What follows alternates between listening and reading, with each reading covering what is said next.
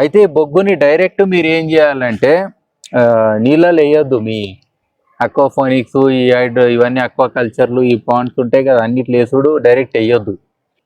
బేసికల్గా దీన్ని ఫస్ట్ ఏం చేయాలంటే ఇంప్యూరిటీస్ తీయాలని అనుకుందాం. ఫర్ ఎగ్జాంపుల్ మీకు మా అంటే పెద్ద పెద్ద చెరువులు ఎక్కువ క్వాంటిటీ ఉంటే వేస్తే పెద్ద అంశం కాదు, కానీ తక్కువ క్వాంటిటీ ఇట్లా అక్వేరియంలు తక్కువ క్వాంటిటీలో చేసినప్పుడు మీరు మినిమం ట్రీట్మెంట్ ఏంది, ఫస్ట్ ఏదైనా సరే ఇట్లా నీళ్ళలో కడిగితే సగం దోషాలు పోతాయి. ఇలా ఆయిల్స్ ఉన్నాయి అనుకుందాం, పోతాయి కదా లేదా నీళ్ళల్లో ఇట్లా ఇట్లా అంటే. సో అట్లా బాగా ఇది ఇంత సైజు ఉండొద్దు, కొంచెం గ్రాన్యులర్ టైప్ ఉండాలి, కంకర్ లెక్క ఇసుక లెక్క అట్లా ఉంటే సరిపోతుంది. ఇది హెవీగా ఉన్నది కదా, కాస్ట్ కూడా ఎక్కువ అవుతుంది మీకు కొంటే, లావుది కొంటే కాస్ట్ ఎక్కువ అవుతుంది. సో ఇవన్నీ కూడా ఇట్లా క్లీనింగ్ చేసుకొని ఫ్లోయింగ్ వాటర్ ఉంటుంది కదా, అట్లని చెప్పి బోర్ నీళ్ళల్లో బాగా ఉప్పు నీళ్ళు ఉన్న దగ్గర కడిగారు, ఉప్పు ఇంట్లో కూర్చుంటుంది, మళ్ళీ బయటకు వచ్చింది వేస్ట్ అవుతుంది. వర్షం నీళ్ళు పట్టుకొని ఆ నీళ్ళతోటి కడగండి బెస్ట్, మీకు సేఫ్ అవుతుంది వాటర్.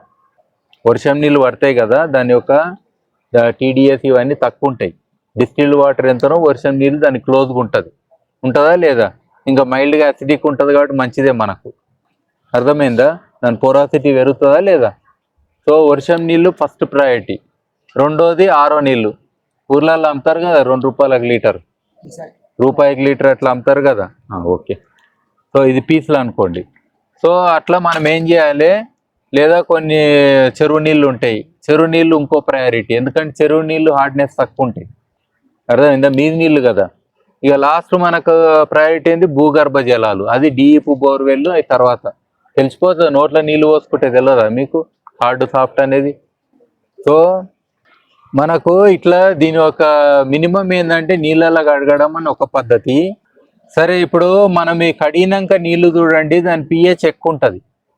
మనకి ఎట్లయినా లైమింగ్ అనే ఎఫెక్ట్ కావాలి కదా, సున్నాలు వేసి అవన్నీ ఏమేమో చేస్తారు కదా, మామూలుగా చెర్లలో సున్నం వేస్తారు, ఇంకేం వేస్తారు. అక్వా కల్చర్ పాండ్స్లల్లో దాన్ని ట్రీట్ చేయడానికి ఏం చల్లుతారు, మొత్తం తెల్లగా పౌడర్ వేస్తారు, దాన్ని ఏమంటారు, లైమే కదా. లైమ్ అంటే సున్నమే కదా, మరి సున్నం అనొచ్చు కదా, ఇంగ్లీష్ వచ్చినట్టు. క్విక్ లైమ్ అంటాం మామూలుగా, అంతే కదా, కరెక్టే నేను అన్నది. ఓకే, సో అది వేస్తాం కదా, వేస్తే దాంతో ఏమవుతుంది మీకు, పిహెచ్ ఏమవుతుంది, అసిడిక్ నీళ్ళు ఉండేది ఉంటే అల్కలైన్ అవుతాయి, అంతేనా. కొంచెం కొంచెం అల్కలైన్ కావాలన్నా లేదా, అందుకని వేస్తాం, అంతే కదా. 7 to 8. ఓకే, అంటే అల్కలైన్ ఉంది ఆల్రెడీ, అది వాటరు, ఫ్రెష్ వాటర్ అది. ఇప్పుడు పాండ్దే ఫ్రెష్ అంటే మీరు ఇప్పుడు పోసిరు కదా, అది ఎందుకు ఉంది అంటే లైమింగ్ రీసెంట్ గా అయ్యింది, అది అర్థమైందా. ఇప్పుడు ఈ వాటర్ తీసుకుంటే అందుకని ఆ నీళ్ళది కూడా మీరు విడిగా చేసిన తర్వాత చెప్పండి, ఇక్కడదేండి ఈ నీళ్ళు అయితే ఇక్కడదేండి. ఒకరు ఏం చేయండి అంటే, ఒక ఆల్రెడీ టెస్ట్ అయింది కాబట్టి ఇలా కొన్ని నీళ్ళు పడేద్దాము. ఇది ఉంది కదా, ఈ బొగ్గు ముక్కలు ఉన్నాయి కదా, మీరు క్వాంటిటీ తీసుకోండి. ఇప్పుడు ఫర్ ఎగ్జాంపుల్ ఇందులో ఎన్ని లీటర్లు పడతాయి, 20 పడుతుందా సార్. ఓకే, సరే పడుతుంది అంటే మీరు ఒక క్వాంటిటీ ఆఫ్ బొగ్గు దీనికి ఫిల్టరేషన్కి వాడాలని అనుకుందాం. అప్పుడు మీరు ఏం చేయండి అంటే, అంత బొగ్గు తీసుకొని మీరు ఆ నీళ్ళల్లో వేస్తారు కదా, ఫిల్టరేషన్లోనే అయినా పెడతారు, పెట్టినప్పుడు దాని యొక్క పిహెచ్ చెక్ చేయండి. అన్ని నీళ్ళల్లో వేసి 20 లీటర్లకు ఇంత బొగ్గేయండి, ఎంత, ½ కిలో. 20 లీటర్లకు ½ కిలో బొగ్గేయండి. ఇట్లా ఒక 4 రేంజులు తీసుకోండి, దాని ఒక పిహెచ్ చెక్ చేయండి.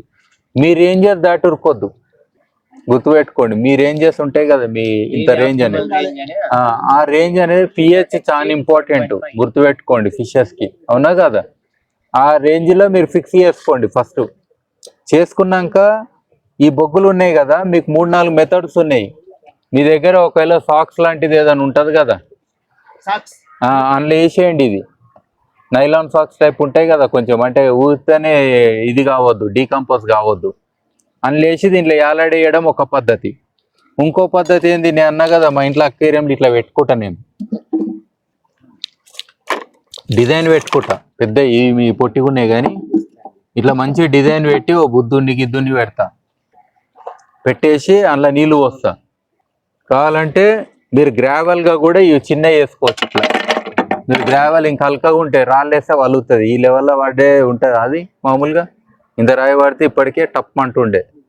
ఇవైతే బెస్ట్ కదా. మీరు గ్రావెల్గా కూడా శాండ్ గ్రెయిన్ ఎంత పిహెచ్ 8 దేనిది ఇది అదే ఇది అయిపోయింది మీ వెనక చేపలు. అది సరే, ఇంట్లో ఈ గ్రావెల్ కూడా వాడండి, మంచి కాంట్రాస్ట్ ఇస్తుంది, మీ చేపలు కూడా మెరిసిపోతాయి. గుర్తుపెట్టుకోండి, గ్రీన్ ప్లాంట్స్, గ్రీన్ బ్లాక్ లేడీస్కి మ్యాచింగ్లు తెలుసు కదా. గ్రీన్కి బ్లాక్ మంచిగా ఉంటుందా లేదా, కాంట్రాస్ట్ ఉంటుందా లేదా? సో ఇవి వేసి మీరు గ్రీన్ గడ్డి గిడ్డి పెట్టండి, ఎందుకంటే న్యూట్రియన్స్ మొత్తం గుంజుకుంటాయి కదా. మీరు ఏదైనా పెట్టండి. ఆఖరి నేను మనీ ప్లాంట్ పెడతాం మా అక్వేరియంలో, సింప్లెస్ట్. దీనికే ఒక డోమ్ చేసేస్తా, మామూలుగా జాలి దొరుకుతుంది కదా, ఆ జాలి వేసేసి మనీ ప్లాంట్లు పెడతా చుట్టుముట్టు. మీదికేంది మొత్తం పచ్చగా అవుతుంది, లోపల చేపలు ఉంటాయి. మీరు బయట ఇట్లా పెట్టినప్పుడు కూడా ప్రొటెక్షన్ వస్తుంది, చల్లగా ఉంటాయి నీళ్ళు, వేడి వేరుగది. తర్వాత న్యూట్రియంట్స్ అది కూడా గుంజుతుంది కదా, బొగ్గు ఎట్లయినా గుంజుతుంది. మళ్ళీ ఇంకో చెట్టు కూడా యాడ్ చేస్తే అది కూడా గుంజుతుంది. అంటే అక్వేరియం లెవెల్లో చెప్తున్నా నేను. అట్లా చేసుకోవచ్చా లేదా అది. తర్వాత ఇవంతా కూడా నర్సరీ క్రియేట్ అవుతుంది మీకు. నేను అన్నా కదా కోరల్ రీఫ్ లాగా ఇది పనిచేస్తుందా లేదా. ఇప్పుడు బేబీస్ గీబీస్ ఉంటే వీటి వెనుకో దాక్కుంటాయి కదా, పిల్లలు తీస్తే ఉంటాయా లేదా. సో మీకు పిల్లలు కూడా కొడుతుంటాయి, అర్థమైందా. మా అమ్మ అయితే రోజు కౌంట్ చేసుకుంటుంటుంది ఎన్ని పుట్టినాయి అని. ముసలోళ్ళకి మంచిది హాబీ, ఎక్కువ రోజులు బతారు. ఎందుకంటే పిల్లో కుక్కనంటే అది వీకుడు, నాకు తిండి పెట్టు, అది ఏమేమో చేస్తుంది పిచ్చి పనులు. ఇవి ఏ లొల్లి లేకుండా మంచిగా తిరుగుతుంటాయి, అవునా కదా. పీస్ కావాలన్నా వద్దా ఇంట్లో, ఎక్కువ రోజులు బతకాలన్నా ముసలోళ్ళు. ఇది ప్లాన్ చేయండి అయితే. లేదంటే ఫీలింగ్ పిల్లి అయితే వీక్తో అది దాని లొల్లి వేరే నాయన. కుక్కనన్నా నయం కానీ మా ఇంట్లో పిల్లులు ఉన్నాయి. నిన్న 3 గీతలు గీసింది నన్ను, నువ్వు ఏంద్రా అని దగ్గరకు వస్తే ప్రేమతోనే గీసింది కదా సార్. ప్రేమతోటి, అర్థమైంది కదా. సో ఇట్లా ఇది వేసేసి మీరు అక్వేరియం ఒకటి ఇట్లా చేయండి. ఒక దాంట్లో అచ్చం బొగ్గేసి ఒక అక్వేరియం పెట్టి 10 గప్పీసేయండి. సేమ్ సైజు ఇంకోటి తీసుకోండి, అర్థమైందా. అందులో కూడా ఎంత క్వాంటిటీ వేస్తారో బరువు చూసుకోండి బొగ్గులు. అందులో దీనికంటే సగం వేయండి, అర్థమైందా. అట్లా మీరు డిఫరెంట్ వేరియేషన్లు పెట్టుకొని దీని పిహెచ్ చెక్ చేయండి. అండ్ సర్వైవల్ కూడా, ఫిషెస్ ఎండ్లో ఎక్కువ సర్వైవ్ అవుతున్నాయి. సేమ్ 10 వేసేయండి గప్పీస్, అర్థమైందా. గజర్ హార్డ్ వేయండి, ఎందుకైనా మంచిది. ఎందుకంటే పుచ్చుకున్న పోతే నన్ను అంటారు మళ్ళా.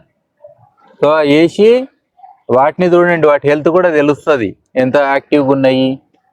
అవి తిరిగేది కూడా తెలుస్తా లేదా, డల్గా ఉంటే తెలుస్తుంది, మీద బుడుకు అంటే తెలుస్తుంది, ఆక్సిజన్ లేదని అన్నీ తెలుస్తాయి లేదా. ఏం ఆర్టిఫిషియల్గా ఏమి ఇవ్వకండి, ఆక్సిజన్ కూడా, అర్థమైందా. సో వేసి ఓన్లీ పిహెచ్ ఒకటి మినిమం చెక్ చేసుకుంటూ పోండి. అట్లనే వాటి హెల్త్ చెక్ చేసుకుంటూ పోండి. మీరు డాక్టర్లే కదా, ఆల్రెడీ కోట్లు వేసారు, డాక్టర్లే కదా. డాక్టర్ అంటే ఏంది, దేనికైనా డాక్టర్ కావచ్చు కదా. చెట్ల డాక్టర్ కావచ్చు, మీరు చేపల డాక్టర్ కావచ్చు, మనుషుల డాక్టర్ కావచ్చు కదా, ఇదే డాక్టర్ అంటే. సో అవన్నీ చెక్ చేయండి. టీడీఎస్ ఒకటి మీరు మెజర్ చేసుకోవచ్చు, దానికి కూడా మీటర్ ఉంటుంది. ప్రాబ్లమా మీకు? టీడీఎస్ కూడా చూసుకుంటే మీకు టోటల్గా ఒక 15 రోజులు 1 మంత్ చేస్తే మీకు క్వాంటిటీ సెట్ అవుతుంది. అప్పుడు అక్వేరియం మీద రీసెర్చ్ చేసే వాళ్ళకి ఏంటంటే అన్ని అక్వేరియం షాప్లకి డిఫాల్ట్, ఇగో ఈ బొగ్గు ఇంత క్వాంటిటీ అయ్యండి పర్ఫెక్ట్ మీ చేపలని చెప్పుకోవచ్చు. ఈవెన్ మీకు ఆక్సిజన్ లేకుండా ఉంటాయని చెప్పుకోవచ్చు. తర్వాత ఆక్సిజన్ వెయిట్ని వేరే చూసుకోండి, అర్థమైందా. సెట్ అయిపోయింది కదా అది. సిమిలర్గా మన ఈ పాండ్స్ కోసం కూడా ఫిల్టరేషన్ ఇంపార్టెంట్ కదా. ఆల్రెడీ మీరు ఫైటో రెమిడియేషన్ చేసింది పర్ఫెక్ట్ ఉంది. ఆ పైపులు, ఆ పైపులలో ఏడైతే చిన్న పైపులు ఉంటాయో నీళ్లు పోయేది, అక్కడ కొంచెం గ్రావెల్ పెట్టండి, కంకర్ లాంటిది. ఇటు కంకర్లు పెట్టండి, ఏడైతే పైపులకే నీళ్లు పోతాయో. ఈ మధ్యన ఇది వేయండి, ఎందుకంటే ఇది పోయి బ్లాక్ కావద్దని. ఇది ఇరుగుతుంది కదా, కంకర అంటే అంత ఇది ఇరగదు కదా. సో కాబట్టి కంకరనేమో మూతల కాడ పెట్టండి, సన్న పైపుల కాడ. కావాలంటే కొంచెం ఇసుక బెడ్ చేయండి ఇన్ బిట్వీన్. ఈ మధ్య బెడ్లో ఇది వేయండి, కొంచెం చిన్నగా చేసైనా సరే వేయండి. జరగదు కదా, ఇది సెంటర్లో ఉండిపోతుంది కదా. ఇటు కంకర వచ్చింది కదా, అయిపోయింది కదా. మీరు ఆ ఫిల్టరేషన్ సిస్టమ్ పెడతారు కదా, మీదికి కిందికి నీళ్ళు వచ్చేది, మీకు A to Z ఫిల్టరేషన్ అవుతుంది అందులో. ఇది నేను రెయిన్ వాటర్ ఫిల్టర్ అని చెప్పి నేను మా ఇంటికి మీదికించి వచ్చే నీళ్ళకి ఇదే ఫిల్టర్ పెట్టిన, PVC పైపులలో పెట్టేసి స్టీల్ మెష్ ఇచ్చినుంటాయి ఈ గ్యాప్స్కి. మళ్ళీ ఎప్పుడైనా క్లీన్ చేసుకోవాలని కూడా అవి ఇట్లా తిప్పేటి ఉంటాయి కదా పైపులు, సగం మీరు కూడా సింగిల్ పైప్ కొనకుండా ఆ జాయింట్లు కొంటారు. జాయింట్లు అంటే అర్థమైనయా? ఓ పైప్ ముక్క తీసుకొని, ఓ జాయింట్ పైప్ ముక్క తీసుకొని ఆ కప్లింగ్స్ అంటాం కదా, ఆ కప్లింగ్స్ పెట్టినప్పుడు ఆడ జాలి కూడా ఇవ్వచ్చు. మెష్ ఇచ్చి దేని దానికి మళ్ళీ డక్కన్లు ఇవ్వచ్చు. మీకు తెలుసు కదా, డ్రైనేజ్ పైపులకు నీళ్ళు అని ఇక్కడ డక్కన్ టైప్ ఇస్తారు. అవి 3 డక్కన్లు ఇచ్చి 3 అలగలకి నింపి పెట్టిర్రు అనుకోండి, పర్ఫెక్ట్ ఫిల్టర్ అవుతుంది. మీరు ఎప్పుడు ఏది కావాలంటే ఆ జాయింట్ తీసి మళ్ళీ కార్ట్రిడ్జ్ లాగా నింపుకొని మళ్ళీ కప్లింగ్ పెట్టేయచ్చు. ఇక మీకు లొల్లి ఉండదు, అందులో నింపింది ఏంది, ఎక్కడ పోయింది, ఏముంది, అవన్నీ ఉండదు. దాని సైకిల్ అయిపోగానే మళ్ళీ తీసి ఎరువులాగా అమ్మేయాలి. ఎరువే కదా, న్యూట్రియంట్ రిచ్ ఉన్న బయోచార్ యాక్టివేటెడ్ అయినట్టే. ఇండైరెక్ట్గా యాక్టివేటెడ్ అంటే ఛార్జ్ అయినట్టు. దీన్ని ఛార్జ్ అంటాం, యాక్టివేషన్ అన్నాం. ఛార్జ్ అండ్ ఇనాకులేషన్ రెండు అయితే. ఇనాకులేషన్ అంటే లిక్విడ్స్ పోయినప్పుడు ఇనాకులేషన్, లైక్ యూరిన్ అబ్జర్వ్ చేస్తే ఏంది ఇనాకులేషన్. ఛార్జ్ అంటే దాని ఒక ఎక్స్క్రీటా ఇవన్నీ ఉంటాయి కదా, అవన్నీ దీనికి దానికి ఇట్లా మిక్స్ అయినప్పుడు ఛార్జింగ్ అంటాం. సో ఇవన్నీ కూడా మీకు డైరెక్ట్ ఎరువులు. ఇట్లా మామూలుగా చెట్ల కింద ఆరబెట్టుకోవాలి. ఏ చెట్టుకైనా మీరు మళ్ళీ ఎక్స్పెరిమెంట్ చేయండి కావాలంటే. దీనితోటి ఒక చెట్టుకి వేయండి, ఒక చెట్టుకి వేయకండి. ఆ చెట్టు ఫుల్ వచ్చింది అనుకో, అగ్రికల్చర్ సార్ ఈయనే ఉండు. సో అట్లా సొంటలకు ఎరువులు లెక్క అమ్మి పడేయచ్చు. మన అక్వాకల్చర్ నుంచి ఎరువులు తయారవుతున్నాయి అని వస్తుంది. పర్ఫెక్టా? అట్లా. సో ఇది కాకుండా మామూలుగా మీరు వేరే ఫిల్టరేషన్లు చేసిరు, ఈ డబ్బా ఆ డబ్బా ఆ డబ్బా, అందులో కూడా డిఫరెంట్ ప్రపోర్షన్స్ వేసి బయటకు వచ్చిన నీళ్ళని టెస్ట్ చేయండి. ఫస్ట్ రౌండ్ కొంచెం కష్టపడాలి. కావాలంటే సైజ్ తగ్గించాలంటే ఈ పెయింట్ డబ్బాలు ఏవో దొరుకుతాయి కదా, చైనా డబ్బాలు దొరుకుతాయి కదా, మూతలతోటి, గట్టి మూతలతోటి ఉంటాయి కదా, అందులో కొంచెం కొంచెం క్వాంటిటీ వేసి ఇవే నీళ్ళను ఒక రౌండ్ పోయేటట్టు చేయండి. పోయినాక బయటకు వచ్చిన నీళ్ళను టైం వైజ్ మెజర్ చేయండి. ఇమీడియట్గా నేను బొగ్గేసిన రోజు ఎట్లున్నది, 4 రోజులు అయినాక ఎట్లుంది అని మెజర్ చేయండి. మీకు ఫామ్లో దొరుకుతుంది, పర్ఫెక్ట్ ఫామ్లో దొరుకుతుంది. అది మీ సీక్రెట్, ఇక లైఫ్ లాంగ్ సీక్రెట్. అప్పుడు ఎంత పెద్ద అక్వేరియం పాండ్ అని ఉండని దీంతో మల్టిప్లై చేసుకుంటారు, క్యాల్కులేషన్ చేసుకుంటారు, బఫరింగ్ గిఫరింగ్ అన్నీ వస్తాయి. మీరు డైరెక్ట్ ఈ క్వాంటిటీది ఆ ఫిల్టర్ పెట్టరు అంటారు డైరెక్ట్. వాడు మీరు ఫిల్టర్లే ఇవ్వచ్చు ఇక డైరెక్ట్. ఏం లేదు, తీసుకెళ్ళి ఇట్లా టైట్ చేసుకో, కప్లింగ్ ఆ పంపుకు పెట్టుకో, నీళ్ళు పోతుంటాయి, నువ్వు పోయి వండుకోపో అని చెప్పొచ్చు. అర్థమైందా? ఎక్కువ టైం పట్టదు ఇంట్లో. సో ఇందులో అన్ని పాసిబిలిటీస్ ఉన్నాయి. సో నేనైతే ఇప్పుడు ఇదే పాండ్ ఉంది కదా, ఇదే పాండ్లో 2 చేయొచ్చు. మీరు గోడ కట్టవచ్చు బొగ్గుతోటి. దీన్ని బయోచార్ డైకాన్ పేరు పెట్టినా. అంటే ఏం చేస్తారంటే 2 జాలీలు కొనండి. మీ మెష్ ఉంటుంది కదా, ప్లాస్టిక్ మెష్లో సన్నయి, దోమలు రావద్దని ప్లాస్టిక్ మెష్ దొరుకుతుందా, అది మొత్తం లెంత్ కొనండి. 2 రోల్ దొరుకుతుంది కదా, కొన్ని కట్టెలు ఇట్లా పెట్టి అలా బొగ్గు నింపేసేయండి. వర్టికల్గా వాల్ అవుతుంది కదా. మీరు ఏం చేయంటే చేపల్ని ఈతలు వదలండి, ఈ నీళ్లు ఈ వాళ్ళకించి పోయిన దగ్గర చేపలు వదలండి. ఏవి ఎక్కువ రోజులు బతాయో చెప్పండి. అర్థమైంది లాజిక్? నేను ఇది డిజైన్ చేసింది హుసేన్ సాగర్ కోసం. హుసేన్ సాగర్లోనే ఒక డైక్ లాగా బయోచార్ది నేను వాల్ కట్టేస్తే నాకు ఈ ఎస్టీపీలు అంటాం కదా, పెద్ద కథ ఎందుకు? ఇవే నీళ్ళు ఫిల్టర్ అయ్యి ఇటు వస్తాయి. ఇంకా నేను డిజైన్ చేసిన దాంట్లో ఇంకోటి ఉండే, హుసేన్ సాగర్ మధ్యలో పోయి నీత కొట్టాలి. ఏం చేయాలి? అప్పుడు తొట్టెల లెక్కనే నీ డైక్ తయారు చేస్తా, బొగ్గుతోటే ఒకటి జాలి తయారు చేస్తా. ఇట్లా చేసినప్పుడు నీళ్లు లోపలికి వస్తే మంచి నీళ్ళే వస్తాయి కదా ఫిల్టర్ అయ్యి. అప్పుడు దాకా బోట్ వేసుకొని పోతా, ఈ తేలేజ్ చేస్తా నేను, మంచిగా డుక్కిలు కొడతా బుద్ధుని దగ్గర, మళ్ళీ బోట్ వేసుకొని వస్తా. బాగుంటుందా? ఇమాజిన్ చేయండి జరా, చేయొచ్చు కదా. ఆటోమేటిక్గా న్యూట్రియంట్స్ అన్నీ ఫిల్టర్ అవుతున్నాయి కదా, అవుతున్నాయా లేదా? మంచిదే కదా. ఆర్టిఫిషియల్గా చేస్తే నువ్వు నీళ్లు పంపు చేయాలి, దాన్ని ఫిల్టర్ చేయాలి, కెమికల్ ట్రీట్మెంట్ చేయాలి. ఏ స్విమ్మింగ్ పూల్ పోయినోడు కూడా మంచిగా ఉంటాడు తెలుసా మీకు? ఉన్నింటికలని పోతాయి వాళ్ళకు. క్లోరిన్ ఫుల్ వాడతారు, వాళ్ళకి ఆల్గే గీల్గే రావద్దు, వాసనలు రావద్దని మొత్తం కెమికల్స్ వాడతారు. అది చాలా డేంజర్. అది స్విమ్మింగ్ పూల్లో పోతే ర్యాషెస్ గీషెస్ అన్నీ వస్తాయి. ఇట్లా నేచురల్ మనం పాండ్ ఎకో సిస్టమ్లా, ట్యాంక్లల్లా అన్నీ క్రియేట్ చేయొచ్చు కదా, జోన్స్ క్రియేట్ చేయొచ్చు. మీరు ఎస్పెషల్లీ అక్వాకల్చర్ కేజెస్ చేస్తారు కదా, కొన్ని కేజ్ కల్టివేషన్స్ ఉంటాయి మీకు అక్వాకల్చర్లల్లో. సో ఆ కేజెస్లలో మీరు ఇవి బయోచార్ కేజెస్ చేసేసి దాని మధ్యన వీటిని పెరిగేటట్టు చేయండి. అది ఇంకా పర్ఫెక్ట్. మీరు ఎట్లయినా ఎక్స్పెరిమెంట్ చేయొచ్చు, కేజ్ ఎక్స్పెరిమెంట్. మన పాండ్లని పెద్ద పాండ్లా మీరు కేజ్ క్రియేట్ చేయండి. కేజ్ అంటే బొగ్గుతోటే ఉండాలి మొత్తం.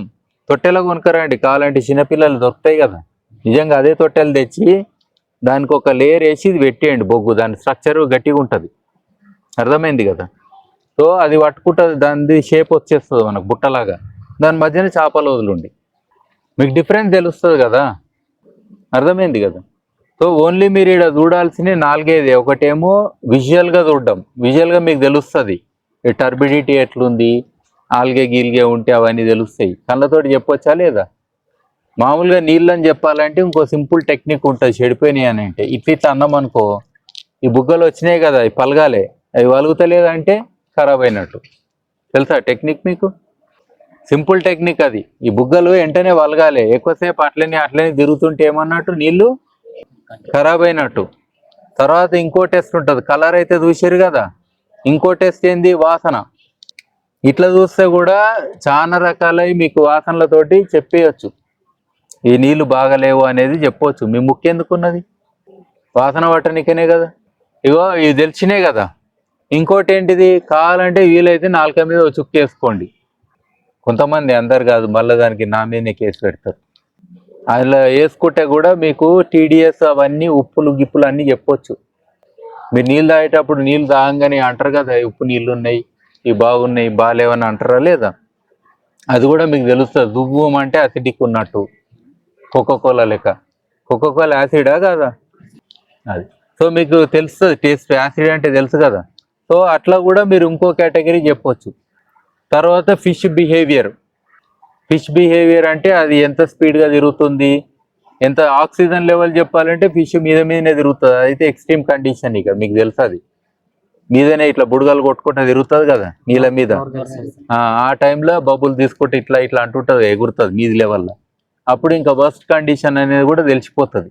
సో మీకు ఆ విద్య వచ్చిన రోజు నిజంగా మీరు నీళ్ళకి దగ్గర అయిన వాళ్ళు 6 ఉంది చూసిర్రా.